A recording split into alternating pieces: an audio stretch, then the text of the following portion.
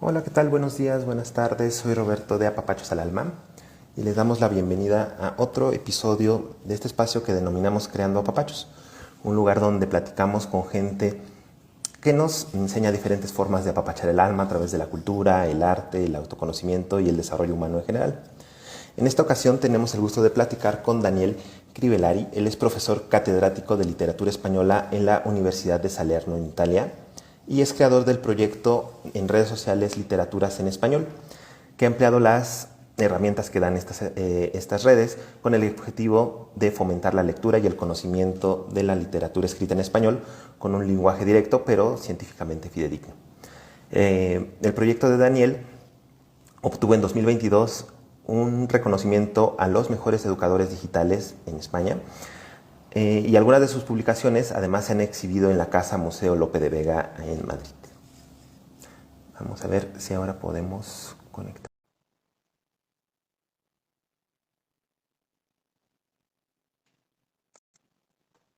A ver, Daniel, estoy enviándote la solicitud, si la puedes aceptar.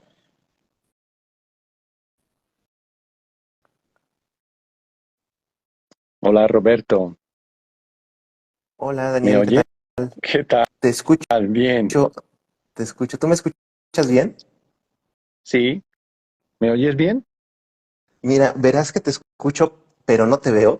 Os- Pero mira, no te preocupes, yo creo que está bueno porque sí que están llegando la gente Sí, y al final lo que importa es escucharnos bien, ¿no? yo me estoy, Entonces, si yo no me tienes tema, estoy viendo. bien, entonces le damos así, ¿te parece? Sí, sí, genial. Yo me estoy viendo y estoy viendo a ti también. Y veo que se están uniendo varias personas a las que les damos la bienvenida, ¿no? Sí, perfecto, entonces vamos a seguirlo así. Eh, bueno, pues antes que nada, Daniel, muchas gracias por aceptar nuestra invitación y por estar aquí en Apapachos. Ahora hemos cruzado el charco y desde acá de México te enviamos un saludo. Tú estás actualmente ahora en Italia, ¿verdad? Sí, sí, yo estoy en este mismo momento estoy en la Universidad de Salerno y Ujú. estoy aquí porque hoy he tenido varias cosas que hacer y vamos a empezar ahora con las clases. Entonces, bueno, mi actividad principal es esta, ¿no? La de profesor universitario. Perfecto, pues si te parece, nos remontamos al inicio, ¿no? ¿Tú en qué parte de España naces o cuál es el origen en donde empieza tu camino? Ah, bueno, entre paréntesis también te digo que me ha aparecido un mensaje en el que se nos dice que se nos ve. Entonces, Ah, bien. no, mejor. Sí, sí, sí. Eh, pues nada, te cuento. Yo, bueno, soy italiano, yo nací en Italia Ok. y nada, sí, toda mi carrera universitaria la hice aquí en Italia, menos el doctorado, porque estudié bueno, hice un doctorado en Italia, pero estudié también en España, estuve colaborando con algunos profesores de la Universidad Complutense en Madrid y Ok. bueno, entre otros uno al que considero mi maestro, uno de mis maestros. Y nada, y yo hasta empezar la universidad ni siquiera había estudiado español nunca. Entonces aquello ¿Cómo fue un crees? flechazo, aquello fue un flechazo. Y nada, me enamoré de la literatura española, me enamoré de la lengua española, evidentemente, y también luego creciendo un poco y leyendo también de la literatura hispanoamericana, aunque no soy experto, pero me gusta profundizar en todos estos ámbitos y por eso de ahí viene el nombre, literaturas en español, o sea que no me quise ceñir tan solo a la literatura española, porque no Claro. me interesa tan solo la literatura española, sino las literaturas escritas en este bello idioma, ¿no? Entonces, de ahí viene la cosa. Mira que yo juraba que eras español o que tenías, no sé, alguna descendencia española por todo lo que conoces y por todo lo que compartes. Entonces, ¿nos podrías platicar cómo surge este amor por el idioma allí en Italia? Sí, ¿Recuerdas los momentos en donde dices, por aquí es el camino? sí, sí, mira, lo recuerdo perfectamente, te lo voy a contar. Es que el flechazo se dio en un curso de literatura española.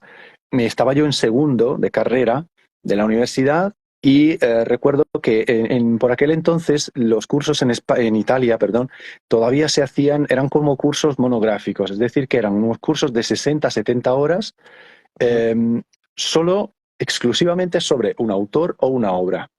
Ahora las cosas han cambiado un poco, entonces lo que hacemos nosotros en la universidad hoy, o por lo menos lo que hago yo en la universidad en Salerno, es cursos sobre varios periodos de la literatura española, varias obras, abarcamos mucho más. Mientras que por esos años todavía se centraba el profesor tan solo en una obra durante 60 horas o 70 horas.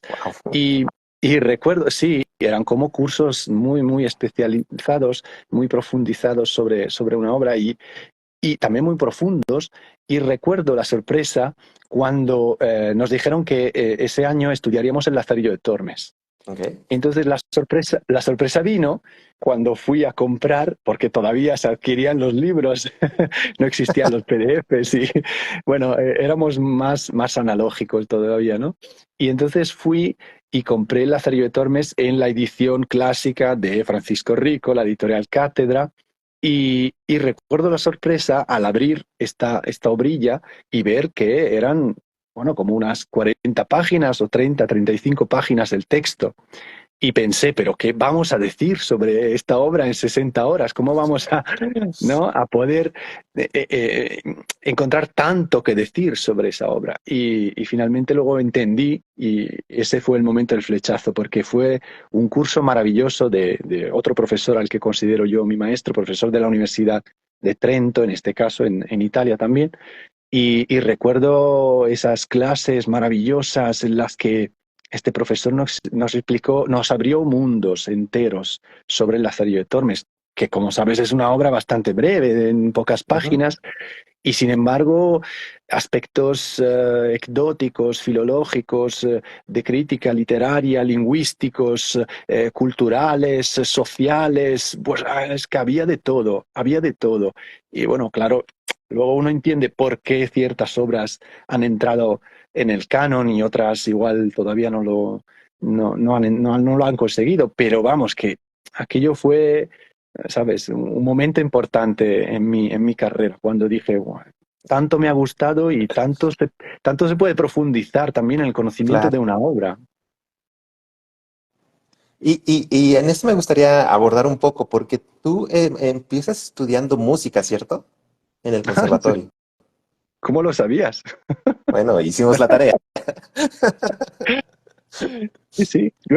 De hecho, yo me diplomé, o sea, cursé toda la Ok. carrera. Sí, Wow. O sea, sí, sí. el Lazarillo lo descubres cursando la carrera de música. Y, pues que hacía las dos cosas, la universidad y el Ah, ok. conservatorio. Ok, Sí, ok, ok. conseguí en el año 2002 me licencié y también acabé el conservatorio. Fue un año especial. Y esta parte, digamos, de convivir la música con con la literatura, ¿crees que tuvo alguna relevancia para que potenciara más el cariño, el gusto por la literatura? Sí, sí, estoy profundamente convencido de que bueno, la música, la literatura, también la pintura, la escultura, todas las artes confluyen hacia una misma dirección. Entonces, sí, todavía mm, mm, utilizo ciertos conocimientos del aspecto musical para el análisis literario, para abordar el conocimiento y simplemente a veces la lectura, porque cuando tú lees, yo qué sé, un poeta como Garcilaso de la Vega, ¿no? Ujú. O cuando lees a cualquier poeta, el aspecto métrico, el aspecto musical es uno de Claro. los más importantes. No puedes prescindir de la métrica, que al fin y al cabo es ritmo, es música, cuando lees poesía, por ejemplo. ¿Mm? Entonces, de ahí yo tiro y lo saben mis alumnos, porque siempre que doy el curso de literatura uno, que es el curso de literatura medieval y siglo XVI, hablamos mucho también de música. Mira, qué bien, qué lindo. ¿Y actualmente sigues tocando ahí de vez en vez o ya es algo que dejaste para dedicarte totalmente al tema de literatura hispana? Aunque aunque sé que o fue un error, pero lo dejé, porque es que el nivel al que había llegado, bueno, sabes, tú llegas a tocar conciertos enteros, llegué a tocar Sí, con sí, una sí, eso es orquesta, una o sea, profesión, claro. es una profesión. Entonces, ya no me era suficiente tocar de vez en cuando, no me daba la misma satisfacción que cuando me ponía yo mis 6 horas, porque aquello eran 6 horas diarias, estudiando y tocando a Bach, tocando a Sor, a Giuliani, a todo, bueno, a todas las páginas maravillosas que para guitarras han escrito. Y entonces, Sí. si es para tocar 4 acordes con los amigos, bueno, a veces se hace, pero no, ¿sabes? No me da ese gusto que me daba antes poder tocar una, yo qué sé, una sonata o, ¿sabes? O una pieza más de cierta, ¿no? relevancia. Claro. Oye, y bueno, mencionaste hace un momento a algún profesor, ¿no? Lo pasaste por ahí, que te inspiró, ¿no? Que creo que a todos llega un maestro que nos inspira lo suficiente como para orientarnos profesionalmente, ¿no? Y me gustaría saber un poco más de este profesor porque obviamente, ¿no? Uno ve tu trabajo aquí en redes, ¿no? Lo que publicas y se ve que tú tienes una chispa para transmitir el conocimiento, para hacerlo llegar de una forma muy divertida, muy digerible, muy amena. Y supongo que eso en parte también deberá ser relacionado con algún profesor, ¿no? Que fue un ejemplo en tu camino. Sí, en parte, en parte. Mira, yo tengo a los que yo considero mis maestros, son 3 profesores y, y es un poco raro porque eh, de cada uno cogí, yo creo que algo, bueno, la parte mejor, ¿no?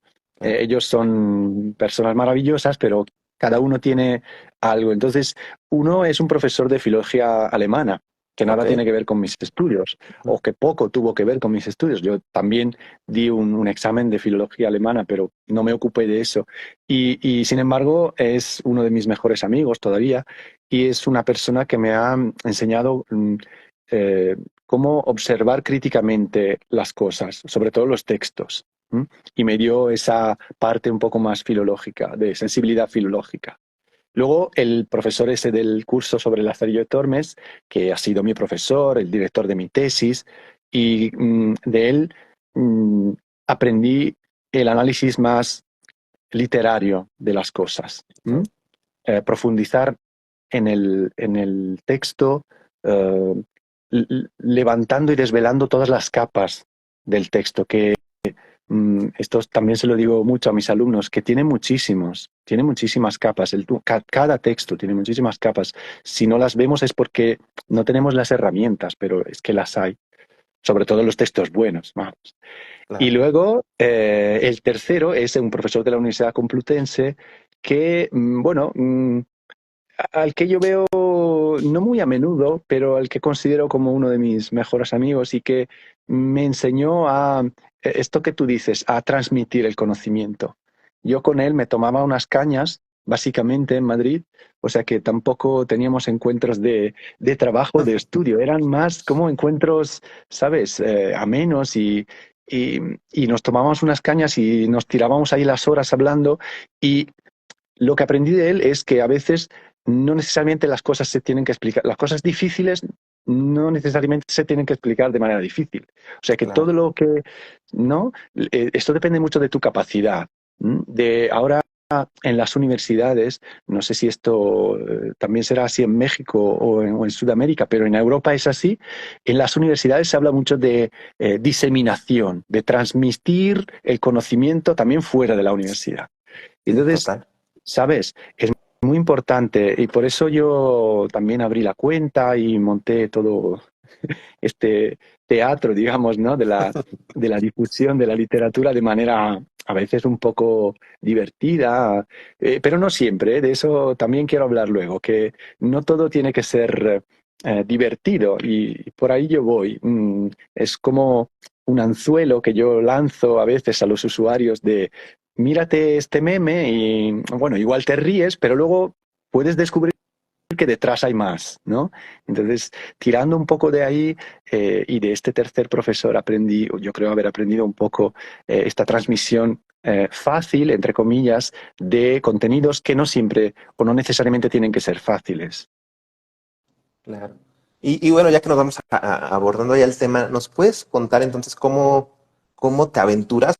¿Qué te anima a lanzar el proyecto de redes de literaturas en español? Sí, pues mira, yo tenía antes un grupo en Facebook. Ujú. Um, Eso fue, creo que en 2017 o así.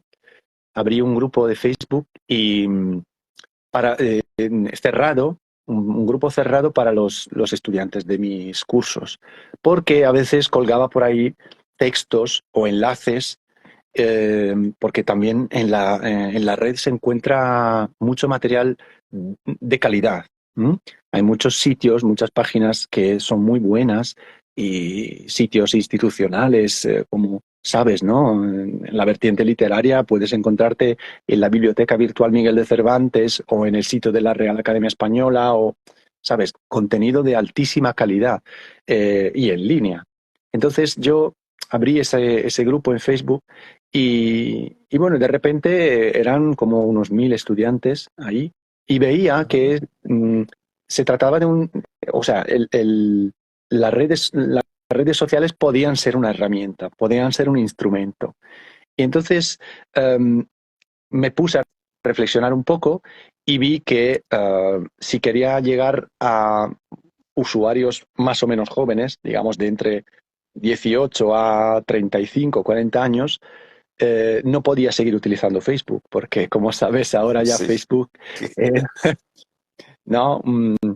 País para viejos, que dirían algunos, ¿no?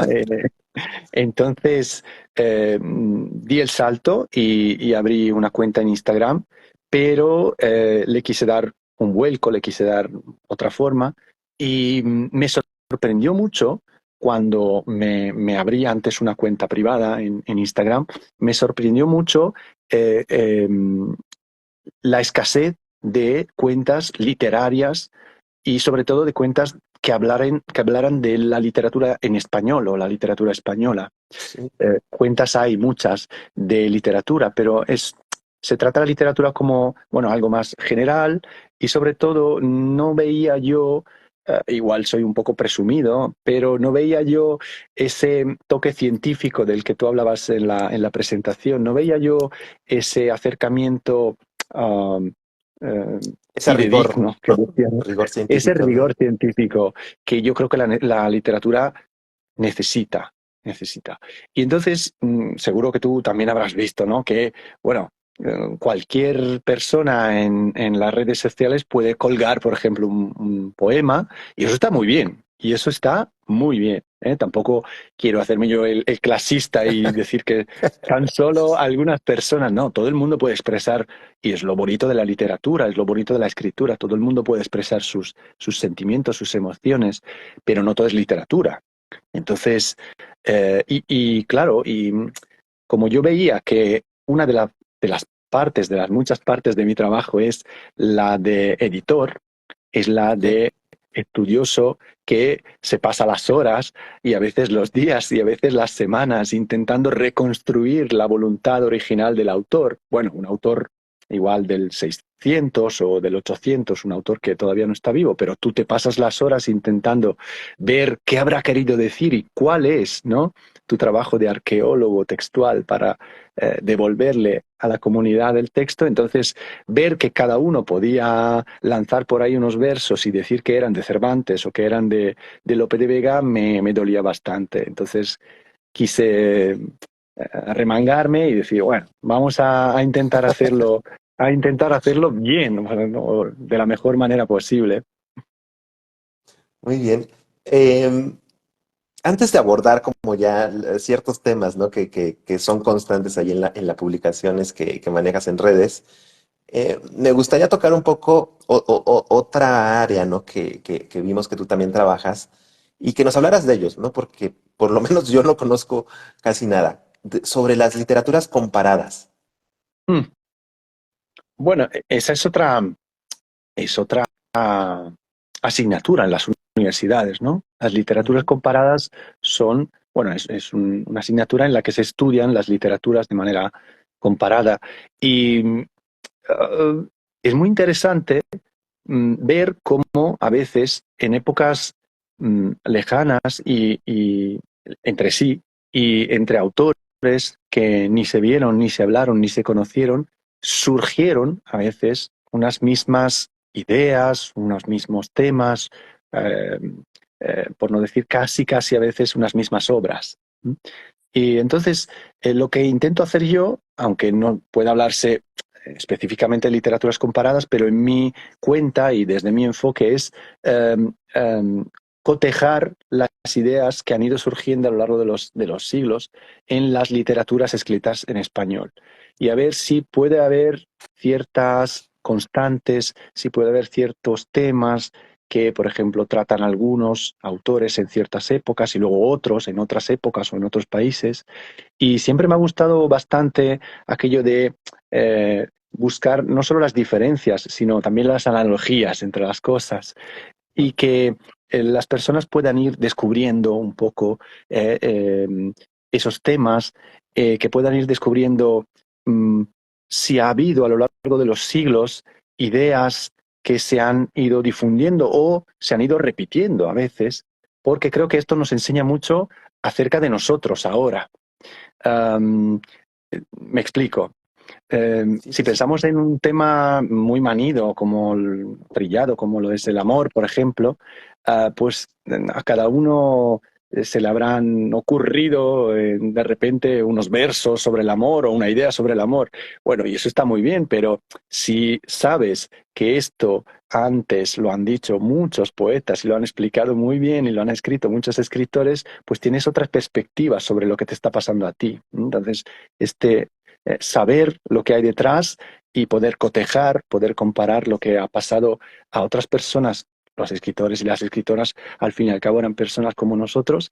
Entonces, te permite, o yo creo que permite tener una herramienta más para abordar eh, el texto, cualquier texto, y también para conocerte un poquito mejor a ti mismo, ¿no? Sí, claro. No, digo, ya ahora que que lo explicas así, ¿no? Y que lo pones con esa perspectiva, me recuerda mucho a Joseph Campbell. No sé si te suena, que es un estudioso de mitología, que él fue repasando, ¿no? Todas las tradiciones mitológicas de Asia, de África, de la antigua Europa, ¿no? De Latinoamérica. Y él cae en conclusión que todas las culturas se tratan de explicar los mismos fenómenos o las mismas dudas o las mismas grandes preguntas existenciales a través de sus mitos, y que muchos de esos mitos, aunque sean de culturas totalmente opuestas o que en temporalidad ni siquiera se corresponden, pero son los mismos, ¿no? Y que al final la humanidad trata de explicarse a sí mismo casi siempre de las mismas maneras, ¿no? Supongo que en la literatura pasará lo mismo, ¿no? En la literatura pasa lo mismo. Y mira, mis estudiantes se lo pasan muy bien cuando empezamos el curso Literatura uno, por ejemplo, y empezamos desde, bueno, literatura española en ese caso, y empezamos desde el siglo X, o sea, las primerísimas manifestaciones de la literatura, de la lírica en español, que ni siquiera es español en ese momento, y luego vamos viendo algunos ejemplos de literatura medieval, y ellos descubren que en la Edad Media eh, se habla mucho más de, no sé si se pueden decir ciertas palabras sin que nos cierren Sí, sí, en directo, pero de sexo, por ejemplo, se habla muchísimo de sexo, de cuernos, de claro. traiciones, de también de cosas soeces, de temas soeces, se usan palabrotas, ¿no? Y esto es, o sea, hoy en día No, casi no lo inventó el reggaetón, ¿verdad? no, pero algunas cosas vulgares sí que se dicen y mucho en obras de la Edad Media, que eso a veces Ah, sorprende, porque estamos acostumbrados a pensar en la Edad Media como una época, bueno, de no sé, la Inquisición o el clero, la Iglesia, pues no, ni mucho menos. Y volviendo un momento al Lazarillo de Tormes, por ahí también se pueden encontrar cosas y bueno, aunque no sea una obra de la Edad Media, sino del siglo XVI. Pero recuerdo, por ejemplo, que en El Cantar de Mio Cid, ¿no? O sea, que ujú. estamos hablando de la primera obra, casi la literatura española, pues ahí se ven guerras, luchas, gente muriéndose, también escenas eróticas. Hay de todo, hay de todo. Y con un lenguaje que a veces no nos atreveríamos hoy a utilizar. Claro, ¿no? Y menos en un libro, ¿no? Uf, ya te digo, cómo se ríen cuando tenemos que leer, mis estudiantes cuando tenemos que leer la descripción que hace Pármeno, uno de de los criados de Calisto, en la Celestina. Y hace una descripción de la Celestina llamándola puta, pero mil veces, y lo repite mil veces.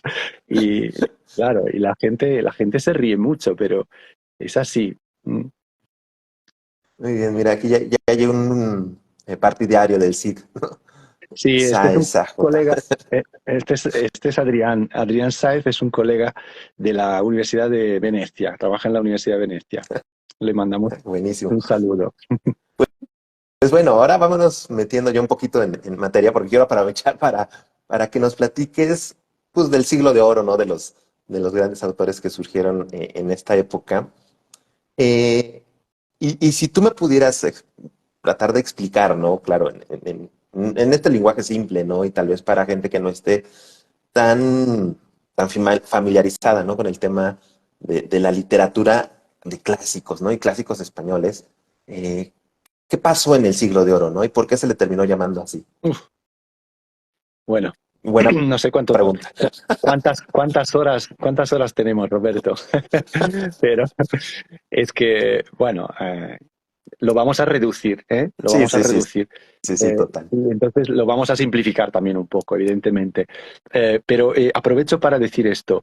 En la cuenta lo que intento hacer es exactamente lo que voy a hacer ahora. O sea, darte un poco los datos eh, fidedignos, científicos, pero un poco por encima acerca de un tema, acerca de un autor, acerca de una obra, para que luego tú te intereses y vayas buscando por tu cuenta o me pidas, porque a veces me escriben pidiéndome consejos, me pidas um, para tener más información, para profundizar. Entonces, esto de la cuenta y esto de las redes sociales me parece que es una herramienta perfecta para empezar, para introducirse, para llamar la Claro. atención, ¿m? Pero luego para estudiar, para profundizar, claro, seguimos siendo seres analógicos, ¿no? Que no digitales todavía.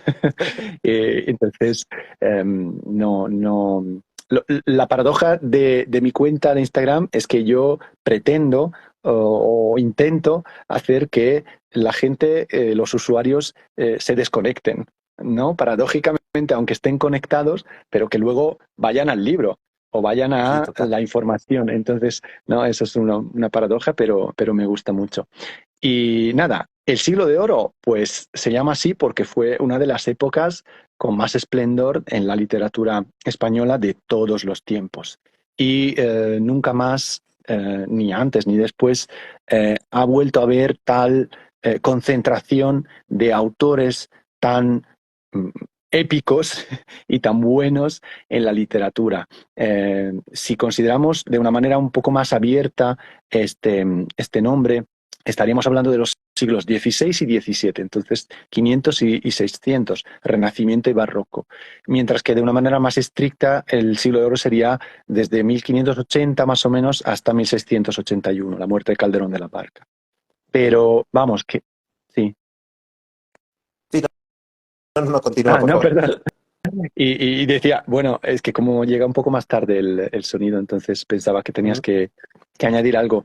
Y nada, y que, bueno, lo miremos como lo miremos, siguen siendo o dos siglos o un siglo extraordinarios o extraordinario porque en estos 100 años o poco más vivieron poetas y escritores como Garcilaso de la Vega, San Juan de la Cruz, apareció Lazarillo de Tormes, apareció, bueno, hay una obra de la que yo siempre hago la broma de que no me gusta, como yo me he especializado en Lope de Vega, entonces siempre mis usuarios lo saben, siempre me burlo bastante de Cervantes, ¿no? Digo que no me gusta, digo que el Quijote no es una buena obra. Bueno, lo voy a desmentir parcialmente, aunque voy a enseñar en directo este meme, ¿eh? Que es uno de los memes que salió en mi cuenta y que es que cuando tengo que dar una clase sobre Cervantes, luego le tengo que pedir perdón a Lope de Vega, ¿no? Porque le digo, te he fallado, te he fallado. Y Este es uno de los memes que se expusieron en la Casa Museo de Lope de Vega. Y, y nada, entonces, pues obras y escritores magníficos, Quevedo, Góngora, bueno, luego hay un sinfín de nombres de dramaturgos, porque el siglo de oro es el siglo del teatro, sobre todo, bueno, Claro. también de la novela, evidentemente, la poesía, pero del teatro. Eh, entonces, es un siglo en el que se produce otra paradoja, ya que hablamos antes de paradojas. Se produce una paradoja. Desde el punto de vista político, social, España va muy mal. El, el siglo XVII es un siglo de desastres, de pérdidas, de batallas, de derrotas, pues, el imperio que fue ya no volverá a ser el mismo nunca. Pero, por otra parte, desde el punto de vista cultural, literario y artístico en general, pensemos en Velázquez, pensemos en todos los pintores, los escultores también que hubo, el Greco, etcétera, pues es un siglo de esplendor. Es como mm, es como en el Titanic, ¿no? O sea, que va hundiéndose el barco, pero los músicos siguen tocando. Y es un momento como, ¿no? Maravilloso de arte puro. Eh, digamos que, en cierto sentido, simplificando otra vez, es como si todo lo bueno que se había ido acumulando en la literatura española desde el siglo X-XI hasta el siglo XVII, es como si explotara, como si en ese momento tuvieras un momento, ¿no?, álgido, de mayor auge, y luego es como si, en cambio, a partir del siglo XVII algo fuera fallando. Cada vez más, algunas veces más, algunas veces menos, porque luego, claro, nadie se olvida del siglo XIX, del siglo XX sobre todo. Nadie podría decir que un Lorca, un Machado, un Alberti, no representen también un punto altísimo de la literatura española, pero en el siglo XVII ha habido como un grupo de personas, de escritores y escritoras también, afortunadamente, que hicieron, bueno, escribieron obras maravillosas y sin las cuales no tendríamos, paradójicamente, a Machado, a Lorca, a Alberti, ¿no? Todos estos autores luego vuelven. Los de la generación del 27, por ejemplo, se llaman así porque se reúnen para un homenaje a Góngora en el año Claro. 1927. No podríamos imaginar yo qué sé, a, a Salinas, a Miguel Hernández, al mismo Lorca, que fueron lectores de todas esas obras, que conocían al dedillo las obras de Cervantes, se habían formado sobre las obras de Cervantes, de Lope, etcétera. Oye, y quisiera preguntarte, ¿reconocen en qué momento se le denominó el siglo de oro al siglo de oro? Porque obviamente cuando va pasando todo esto, ¿no? Y cuando Lope de Vega y cuando Cervantes, pues ellos viven en su vida normalmente, ¿no?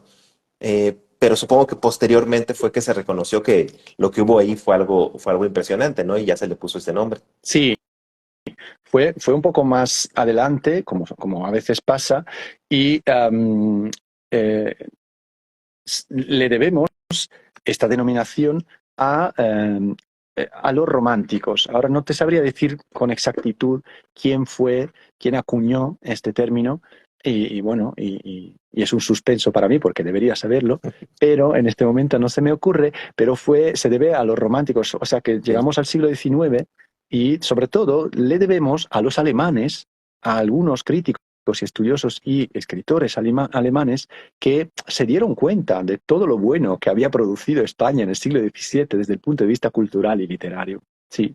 Y entonces después cuando se descubre, aunque te digo que es verdad que Lope, Cervantes, Quevedo, Góngora no igual no se daban cuenta bueno, del éxito, de la suerte que habrían tenido, que tendrían después, ¿no?, en la literatura. Sí, en cambio, se dieron cuenta algunos del éxito que estaban teniendo, por ejemplo, Lope de Vega, el éxito que estaba teniendo como dramaturgo, lo vio, lo tocó con mano, lo sabía. ¿Mm?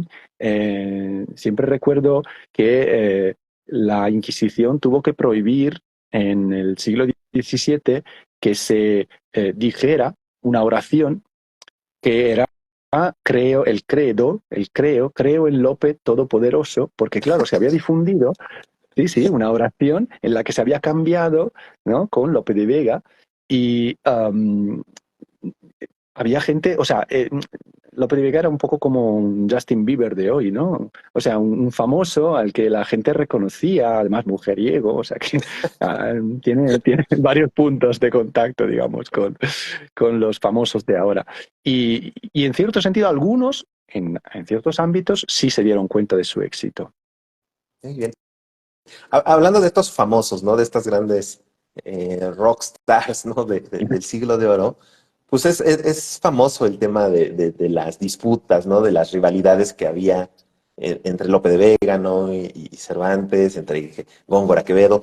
Eh, Tuvimos la oportunidad de ir allá al barrio de las Letras en Madrid y a mí me causaba asombro cómo es que vivían tan cerca, ¿no? Que están, creo que en la misma calle, la casa de Cervantes y la de Lope de Vega, ¿no? Y me imagino que en ese mundo, no era el mundo de redes sociales ni de internet, ¿no? Supongo que se conocía todo, ¿no? Debe ser algo más, mucho más pequeño y controlado.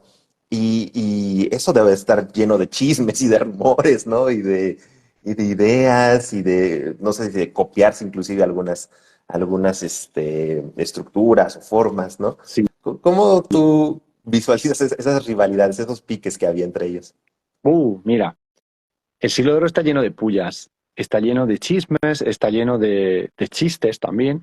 Y cualquier estudiante y alumno de literatura española sabe, por ejemplo, conoce los sonetos que se escribieron Góngora y Quevedo, tomándose el pelo, llamándose de todo, ¿eh? Se llamaban, ahí también, se llamaban puto, cojo, judío, ¿no? Se decían de todo, cosas que hoy en día no, no nos atreveríamos a decirle a nadie, ¿no? Y ellos sí, se lo decían, se lo escribían. Entre Góngora y Quevedo siempre eh, se puede mencionar el hecho de que es verdad que vivían bastante cerca, sobre todo que uno llegó a comprar la casa en la que estaba el otro de alquiler y le echó. O sea que Wow. tanto era el odio, bueno, eso ahí también. La información así gusta bastante, luego habría que profundizar un poco. En realidad las cosas fueron más o menos así, pero también el hecho de que hoy en día eh, la casa de Lope de Vega se encuentre en la calle Cervantes, tiene su gracia, ¿no? Sí, sí. Aunque en su momento Lope no compró la casa en la calle Cervantes, la compró en la calle Francos. Entonces ahí también se puede explicar, pero eh, es verdad que se copiaban las cosas. Y te voy a contar brevemente un dato que siempre veo que gusta bastante a los estudiantes, y es que Lope de Vega, por ejemplo, que es un mujeriego, ¿no? Lo decíamos antes, una de sus amantes era una actriz. ¿M? Ok. Y hasta aquí, bueno, todo bien. Lo que pasa es que la actriz tenía un marido y el marido era el jefe de la compañía. ¿M? Y entonces Ok. Lope, claro, Lope escribe una obra que se titula La Dama Boba, que es una obra además bastante conocida del repertorio dramático de Lope. Escribe La Dama Boba y tenemos un manuscrito, lo conservamos aún, está en la Biblioteca Nacional, el manuscrito autógrafo de Lope de Vega para dárselo a la compañía, a esta compañía, la compañía de su amante de ese entonces. Lo que pasa es que después se descubre la relación entre los dos y entonces obviamente el jefe de la compañía se enfada. Eh, y cuando Lope de Vega quiere comprar de vuelta su manuscrito para publicarlo, porque luego se publicaban, ¿no? Las obras de teatro se escenificaban y luego se imprimían para ganar dos veces, ¿no? Para ganar cuando el dramaturgo vendía y también cuando el dramaturgo imprimía sus obras. Entonces, cuando Lope intenta hacerse con el manuscrito, claro, el marido cornudo no quiere devolverle el manuscrito a Lope de Vega. Entonces, Lope tiene que acudir a una copia pirateada de su obra que circulaba por ese entonces porque también había piratas en ese momento, claro. Wow. Hoy en día, sabes que algunas personas, por ejemplo, cuando hay un estreno en el cine, van con una cámara al cine y graban la peli para que Sí, luego sí, se sí. pueda difundir de manera pirateada. Pues estos, que se llamaban memoriones o memorillas en la época, iban al teatro 2, 3, 4 veces, memorizaban la obra, iban a casa y la escribían para que luego se pudiera vender el manuscrito de la obra cuando todavía la obra se estaba representando, que es como cuando ahora se difunde la Sí, cuando película está en el mientras cine todavía todavía, ¿no? está en los cines. Entonces, Lope, que no pudo comprar su mismo autógrafo de La Dama Boba, tuvo que comprarse una copia pirateada de su obra para poder imprimirla. Y esto, bueno, resulta curioso, resulta, bueno, divertido, pero explica, como decíamos antes, que todo, todo lo que movía a las personas, las cosas que pasaban, las relaciones, etcétera, son los mismos móviles que tenemos hoy. Las mismas emociones, sentimientos que movían a esas personas que nos parecen tan grandes a veces o tan lejanas en el tiempo, pues éramos nosotros, somos nosotros. Mira qué curioso y qué interesante que sigan vigentes, ¿no? Todavía algunas de esas prácticas. Quisiera aprovechar, ¿no? Antes de que me gane el tiempo, para hablar de un par de figuras literarias que fíjate, nosotros conocimos aquí en Avapachos a través de un cantante uruguayo, que no sé si conoces, Jorge Drexler, que vive allá en Mm. España y que tiene su música. Eh, y Jorge hizo la canción para la película de Lope de Vega, precisamente, que se llama Que el soneto nos tome por sorpresa, ¿no? Lope que creó la figura, ¿no? Y que la potencializó. ¿Nos podrías explicar un poco qué es el soneto, ¿no? Y por qué tuvo esa relevancia? Uf, aquí también necesitaríamos un par de horas, pero voy a intentar concentrarlo en una píldora de soneto. Entonces, el soneto no existía en España hasta cierto punto, hasta cierto momento. Y es gracias a una de las figuras que hemos mencionado antes, a Garcilaso de la Vega, gran poeta de la primera mitad del siglo XVI, muere en el 36, 1536. Es gracias a Garcilaso como se introduce en España el soneto. Y siempre intento explicarles a mis estudiantes también y a mis alumnos que mm, escribir un soneto en español, existiendo ya toda la tradición del soneto en Italia, en italiano, no se trataba tan solo de escribir 14 versos de 11 sílabas cada uno, porque si no esto se habría podido hacer antes. Se trataba de conseguir entender lo que era el soneto en Italia y traducirlo en su sentido etimológico, o sea, de trasladarlo, el soneto, a España, a todo lo que hasta ese momento la literatura española había sido, lo cual resulta dificilísimo. Y pero Garcilaso de la Vega lo consigue. Entonces, ¿de qué se trata? Se trata de entender muy bien el modelo para reproducirlo, pero no copiándolo sin más, sino para adaptarlo a una nueva lengua, por ejemplo. 11 sílabas en italiano no son 11 sílabas en español. El español, Claro. volvemos a la música de antes, al ritmo. El español tiene otra prosodia, tiene otras sílabas, otras letras, otros sonidos. Entonces se trataba de adaptar toda una tradición que tenía ya siglos en Italia, porque ya desde Dante, ¿no? Etcétera, y hacer que esto sonara bien. Por eso es tan importante la musicalidad y la música en Garcilaso, que también sabemos que tocaba instrumentos, porque había que hacer que esto sonara bien. ¿Mm? Y entonces es a partir de Garcilaso, más o menos, cuando se introduce el soneto, hasta que esto crece, crece, crece, va creciendo muchísimo y llegamos al siglo XVII, con los grandes poetas que hemos mencionado antes, Lope, Quevedo, Góngora. Bueno, Cervantes no es buen poeta. No, esto lo dicen hasta los estudiosos y forofos de Cervantes, que Cervantes no fue, Ni buen fue gran dramaturgo, di también. bueno, dramaturgo ya ni te cuento, por favor. Y, y nada, entonces lo que se hereda de la tradición italiana no son solo los 14 versos y las 11 sílabas para cada verso, sino que es todo como una herencia de temas, es una herencia también de figuras retóricas, de metáforas, de, de motivos. ¿m? que había que tratar como, porque eran figuras retóricas, temas, motivos, etcétera, por un lado viejos, en el sentido de que ya se habían tratado mucho, pero en otra literatura. Entonces había que darle como una nueva, había que enfocarlos desde una nueva perspectiva, ¿m? A partir de una nueva lengua, evidentemente, pero también para asentar esos nuevos temas, figuras retóricas, etcétera, en una poesía que hasta ese momento solo se había desarrollado en, bueno, a través de otras formas, que no eran el soneto. ¿M? Es como si se quisiera implantar en cierto momento en otro país, en otra nación, un género musical que hasta ese momento solo ha sido desarrollado en otro país. ¿M? Es lo que nos pasó con el reggaetón, que nos lo metieron, ya que mencionaste antes del reggaetón.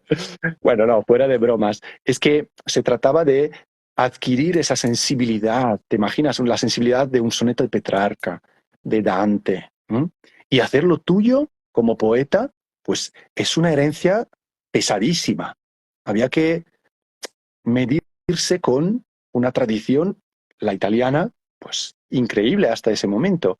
Y de ahí que Garcilaso lo consiguiera gracias también al exilio. Él también fue exiliado en cierto momento por el emperador Carlos V porque participó en una boda de un primo suyo y no había obtenido antes el visto bueno del emperador. Entonces Carlos V lo exilia y él se viene a Nápoles, aquí cerca.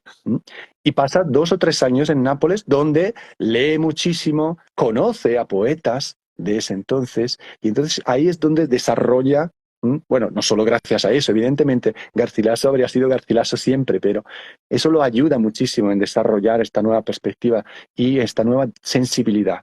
El soneto es una forma muy reducida, son 14 versos, y ahí dentro tiene que caber un mundo, ¿sabes? Y es increíble, por eso yo utilizo mucho el soneto para, por ejemplo, colgar publicaciones. Como sé que tengo un espacio bastante reducido en redes sociales, no tienes un espacio muy Sí, grande, sí, sí. digamos, tienes ese cuadradito, ¿no? Pero el soneto, no solo por su longitud, 14 versos, sino también porque se eh, entiende que ahí dentro tiene que caber un mundo, ¿vale? Lo utilizo mucho porque me parece que es representativo de lo que puede ser y de lo que puede hacer la poesía, construir un mundo. Qué bonito. Y fíjate, a ver si nos da tiempo de pasar, aunque sea por encima, muy, muy brevemente, por otra figura que igual conocimos a partir de Jorge, que es la décima Espinela, ¿no? Uf, De Vicente Espinel. Y él tiene una charla TED, donde explica cómo la décima fue viajando de España y se vino con los esclavos a Sudamérica, a México, a Centroamérica, ¿no? Y terminó en diferentes ritmos y en diferentes expresiones culturales a lo largo de todo Hispanoamérica, en donde mucha de la música folclórica se basa en la misma estructura, ¿no? Son décimas que se van cantando, ¿no? Más o menos si bien con la misma estructura, pero con diferentes ritmos, ¿no? Con diferentes eh, intenciones, pero que al final todo nace de lo mismo, ¿no? Y es muy curioso, ¿no? Como esto que decías, que regresándome, ¿no? Al comparativo entre literatura, pero también entre historias y ahora entre música, entre ritmos, entre tradiciones orales, se mantiene, ¿no? A lo largo de inclusive de tiempos, ¿no? De eras y que sigue aquí, ¿no? Se me hace, ahora ya que lo vemos con esta perspectiva, pues algo asombroso, ¿no? sí, y sí, me hace especial ilusión que hayas mencionado este viaje, ¿no? De formas métricas y de literaturas y de historias, porque es algo que siempre yo tengo muy presente a la hora de intentar comunicar, intentar eh, eh, eh, proporcionar a los usuarios mi contenido, en el sentido de que hay que saber qué ha pasado y eh, esto va un poco en contra de esa inmediatez que a veces nos imponen los medios, las redes sociales. Si yo te dijera que la media de segundos de visualización de un vídeo mío, de 1 minuto y medio, minuto y medio, es de 6 segundos, Bueno, está. ¿no? O sea, el pulgar está ahí para deslizar cuanto antes y tenemos poco tiempo, ¿no? Y entonces, ¿por qué me hace especial ilusión? Porque esto va un poco en contra, o sea, aunque sea un espacio reducido el que tenemos, pero intentar lanzar ahí como semillas o intentar lanzar anzuelos, como decíamos antes, para que la gente se interese. Y en este caso, la décima es una forma métrica que se desarrolla muchísimo en el siglo de oro, ya que estábamos hablando de eso. Lope de Vega la define Spinella porque Vicente Espinel, que es amigo suyo, maestro suyo, se merece, por haber desarrollado tan bien la décima, ese nombre, se merece que se llame a partir de ahora, de ese momento, décima Spinella. Y Lope, por ejemplo, la utiliza muchísimo para las quejas. Lo Ok. dice lo, lo dice expresamente en un tratado que él escribe sobre el teatro, porque antes decíamos que a veces los dramaturgos, los autores, se daban cuenta del éxito que estaban teniendo. Entonces, Lope, en 1609, escribe un tratado sobre cómo se tiene que escribir una obra de teatro. ¿Por qué? Porque él es el dramaturgo más afamado y más conocido en ese momento.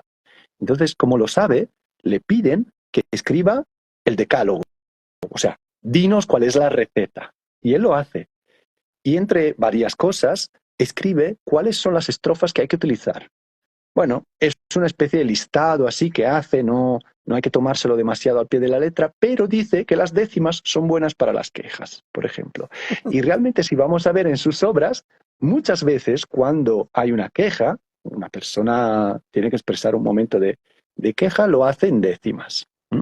Y de ahí yo no sabía esto que dijiste, que luego esto viajó mucho a Sudamérica y que vuelve a aparecer, ¿no? Pero algo tendrá que ver. Y estos viajes que se hacen tanto a nivel geográfico como a nivel cronológico en el tiempo, me gustan muchísimo porque nos dan cuenta otra vez más de que lo que consideramos que está lejos no está tan lejos. Lo que nos parece, bueno, que tiene 400 años, 600 años, en realidad somos nosotros mismos. No hemos cambiado mucho, para bien o para mal, pero es que no hemos cambiado mucho. Y la literatura o las literaturas están ahí para recordárnoslo.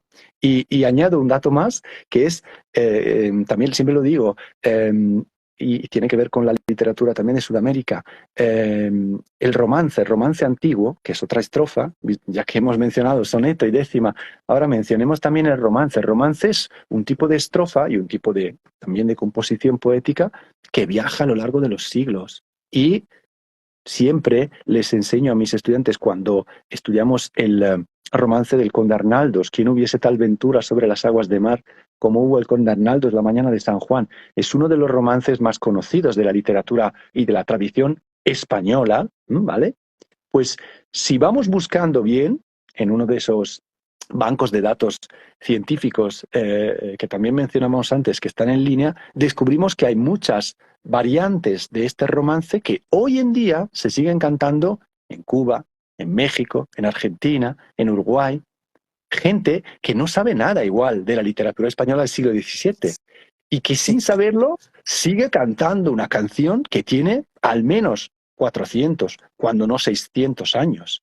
Sigue cantando esa misma canción sin saberlo. Y ese texto ha viajado gracias, bueno, conquistadores, vete tú a saber, pero ha viajado hasta Argentina, México, Uruguay y se sigue cantando. Y eso hay que saberlo, porque cuanto más sepas a propósito de esto, más sabes interpretar el texto. Y lo que siempre digo es que no tenemos que pensar en el texto tan solo como en el texto literario. El texto es muchas cosas. Lo que estamos haciendo tú y yo es texto. Una película es un texto. El discurso de un político es un texto. Entonces, cuanto más sepamos interpretar y más herramientas tengamos para... Hola, ¿Me hola Daniel. ves? ¿Sí? ¿Ahí me escuchas? Sí, Sí. te escucho. Ah, listo. No sé qué habrá pasado. Sí, digo, normalmente te dejan más del tiempo, pero no sé si fue aquí un tema del internet o algo así, y nos cortó la mejor parte, pero bueno, Lo siento. también no nos queremos extender tanto. Eh, Me gustaría, digo, ya para ir dando el cierre de la sesión, que ha estado muy buena, eso, déjame decirte. Profesionalmente, ¿tú tienes algún tema, un objetivo, meta que con tus proyectos quisieras alcanzar en el corto, mediano plazo? Pues la verdad es que estoy bastante satisfecho con lo que he hecho hasta ahora. Si te refieres a la cuenta, ¿no? Me imagino. O estás hablando también En la de cuenta, nivel el profesional. tema catedrático, no sé, ¿no? Inclusive, No, no sé si hay otro proyecto por ahí por arrancar. pues mira, te cuento. El tema de carrera profesional, pues nada, uno llega a catedrático y luego ya no puede llegar a más. Entonces estoy muy contento porque con esto ya estoy satisfecho y bueno, y sigo trabajando y estoy involucrado en varios proyectos de edición, como te decía antes, crítica de obras del siglo de oro, sobre todo, de Lope, etcétera. Y entonces, desde ese punto de vista, me declaro bastante satisfecho. Y sí me gustaría poder dar más en lo que se refiere a esta cuenta, porque veo que se podría llegar a más personas, es muy difícil, pero lo vamos a intentar. Ahora tengo una colaboración con la editorial Cátedra, que me está gustando bastante porque vamos repartiendo libros. A propósito, Roberto, tenemos que repartir libros, Sí, sí, sí, no sí, se sí. olvide. Y, y entonces, eso por un lado. Con algunas instituciones, la Casa Museo Lope de Vega, por ejemplo, y tengo por ahí una cosa que no puedo desvelar todavía, pero que si va bien, será un bombazo. Entonces, de Ok. momento no puedo decir nada, eh, pero sí, pues llegar a más personas. Me ha gustado especialmente hablar contigo porque estos directos yo no suelo hacerlos, pero cada vez que los hago me doy cuenta de que pueden llegar a más personas, pueden interesar, se puede estar hablando. um, o sea, es una manera para profundizar también y entenderse uno a sí mismo, ¿no? Uno entiende mejor lo que hace cuando tiene que explicarlo, porque si lo hace sin explicarlo nunca, pues igual lo hace así, sin ton ni son. Mientras que cuando llega la hora de que lo expliques, tienes que estructurarlo también en tu cabeza y ver si funciona. Entonces, por eso me ha gustado mucho hablar contigo, porque a veces me he planteado si lo que te estaba explicando funcionaba o si se podía mejorar. Y entonces, como veo que hay margen para mejorar, pues esto, crecer y, bueno, intentar llegar a más gente, esto básicamente. No, hombre, ha sido un gusto y la verdad es que si no es por este cortón que nos dieron de ritmo, nos podríamos haber seguido mucho tiempo, ¿no? Pero no, Sí, la verdad es que se ha disfrutado mucho, ¿no? Yo personalmente estoy muy contento de haber podido platicar contigo, de haber, como dices, encendido esta chispa para profundizar otros temas que estás ahí, que autores, formas, ¿no? Títulos, que yo creo que es un poquito lo que se busca, ¿no? Provocar que al final la gente se interese por conocer más de los temas. Entonces, pues muchísimas sí, gracias por tu pues tiempo. nada, a ¿Te ti. parece que hagamos lo de los libros o cómo quieres Sí, manejar este tema? sí, mira, entonces, aunque ya haya igual pocas personas porque ha habido este paro, Sí. pero si se graba luego y de todas formas lo vamos a poner en Ujú. nuestras historias, ¿no? Si te parece. Pues les digo a los que están aquí y los que vean luego el vídeo que gracias a a tu generosidad hemos decidido repartir no uno, sino dos libros, ¿no? Que habrá dos ganadores o ganadoras. Entonces, porque un libro lo voy a regalar yo y uno lo vais a regalar vosotros. Y entonces, no sé, ¿cómo querrás hacerlo por tu parte? Yo, por mi parte, he elegido entre los que han dejado un me gusta a la publicación a una Ujú. persona y si quieres, igual la eliges tú también luego y me lo dices y lo comunicamos a través de la historia. Sí, perfecto. Si quieres, tú tienes ya el ganador del Sí, libro. Sí, yo lo lo, tengo. lo decimos y ya después Sí, lo etiquetamos y todo, ¿no? sí, exacto. Yo he elegido bueno, voy a leer el nombre que es Hayal Manuel. Hayal Manuel. Ok. Manuel se Ujú. ganó el libro. Manuel se ganó un libro, el que quiera él. Bueno, yo siempre les digo que si no me hacen dejarme una pasta en comprar una primera edición del Don Quijote mejor. Y bueno, y del Don Quijote no, que no regalo ediciones, pero cualquier libro. Así que enhorabuena al ganador. Y luego ya tú dirás el nombre que has elegido tú. Sí, y yo creo que podemos elegir entre los que estuvieron ya sea en la primera transmisión, ¿no? O en Ujú. este pedacito, y sorteamos allí Vale. uno y lo mismo, ¿no? Lo comentamos ahí De- para que reciban su regalito y que nos digan también qué tal les pareció el libro que les llegue, ¿no? Muy bien. Sí, sí, sí, porque luego esto, como decíamos antes, es intentar que podamos volver a lo analógico, ¿no? Entonces, por eso lo de regalar libros es eso, básicamente. O sea, Sí, sí, dejemos sí, es una el móvil rebeldía, nos entretiene, pero luego ya pasemos a la hoja de papel. totalmente. Oye, Daniel, pues como te decía, ¿no? Muchísimas gracias por tu tiempo, por tu pasión en difundir este tema, en hablar, en compartirnos. Eh, a mí te digo, Gracias a ti, me encantó y me Roberto. gustaría volver a tener una sesión. Quizás ahora que se cierra este proyecto último que nos dijiste, que ya se pueda compartir algo, nos Mm, volvemos a sentar para platicarlo. sí. Pero siempre le pedimos a los invitados que nos dejen un apapacho, ¿no? En forma de mensaje de reflexión para la audiencia, ¿no? La gente que ve los en vivo. Y en tu caso, te pediría que ese apapacho viniera en forma de recomendación para acercarnos a estos grandes autores, estos clásicos que pues Mm, quizás ya no están en los primeros lugares de ventas actualmente, ¿no? Quizás ya hasta tienen fama de ser un poco más pesados, mm. no sé, no son esta literatura juvenil fácil, ¿no? De hoy en día. Eh, ¿Cuál sería tu recomendación para la gente que quizás a través de tu contenido, de la entrevista, de lo que ve en redes, le llama la atención, pero no sabe cómo acercarse a esos autores? Mm. Buena pregunta. Pues te diré que depende mucho de lo que uno haya leído hasta ese momento, pero hay algunos fundamentales, hay algunos imprescindibles que por mucho miedo que nos den, porque a veces con solo escuchar el nombre, el título, nos da así como un poco de miedo, tenemos que atrevernos y dar ese pequeño saltito inicial para luego descubrir que, como hemos venido diciendo durante una hora, estos clásicos son clásicos porque son actuales, actualísimos. ¿Mm? Hablan de nosotros, hablan de lo que estamos viviendo nosotros mismos, aunque hayan cambiado las modalidades, pueden haber cambiado la ropa que llevamos, puede haber cambiado mucho, pero se queda lo fundamental, ¿no? Y entonces yo diría que el Cantar de Miocí, por ejemplo, Ok.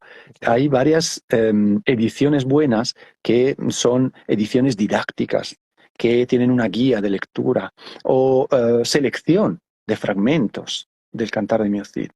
Porque, por ejemplo, en Cantar de mi Cid hay de todo, desde el amor hasta la traición, el odio, la generosidad, la sabiduría, o sea, mm, cosas que uno, bueno, experimenta, ¿no? A lo largo de su vida diariamente. Entonces, yo empezaría por donde todo empezó. ¿Mm? Eh, Hablando naturalmente de literatura española, es decir, desde el Cantar de Miocid, por ejemplo. Este sería mi consejo. Una buena edición filológica y, ¿por qué no?, didáctica. Didáctica. Sin problemas. Hay ediciones, versiones en español actualizado hasta del Cantar de Miocid, ¿no? Se puede leer con un lenguaje más actual. Entonces, ese sería mi consejo. Perfecto. Y yo a título personal lo voy a tomar para leerlo y aprender un poquito del cantar. Sí, Daniel, pues te agradezco muchísimo nuevamente. Te mandamos un abrazo muy grande hasta allá, hasta Italia, desde acá. Y fíjate, las fronteras al final se desaparecieron como logra la décima, como logró el soneto. Y aquí estamos, ¿no? Y ha sido un placer conocerte, platicar contigo. Y quedamos en contacto para poder seguir aprendiendo de ti y escuchándote y siguiéndote en las redes, que sigas haciendo ese maravilloso trabajo. Muchas gracias, Dani. muchas gracias a ti por la invitación y por despertar la curiosidad también de mi parte, ¿no? En tu proyecto y bueno, en todo lo que haces tú también porque no se ha hablado de ti, evidentemente, pero No, no yo es la sí idea. quiero, no, pero quiero dedicarle los últimos segundos a darte las gracias también por este proyecto que yo he estado mirando los vídeos que has colgado, los anteriores encuentros y son realmente muy interesantes, permiten descubrir facetas distintas de la cultura, del arte y todo esto a través de las redes, que es lo que tenemos que hacer. Esta es nuestra responsabilidad, yo creo. Los que podemos hacer algo, aportar algo en este sentido, es llenar las redes de cosas buenas, bonitas y que permitan crecer, ¿no? Y esto tú lo haces. Así que muchísimas gracias a ti, a vosotros, y espero que haya una segunda vez, un segundo encuentro. Sí, claro.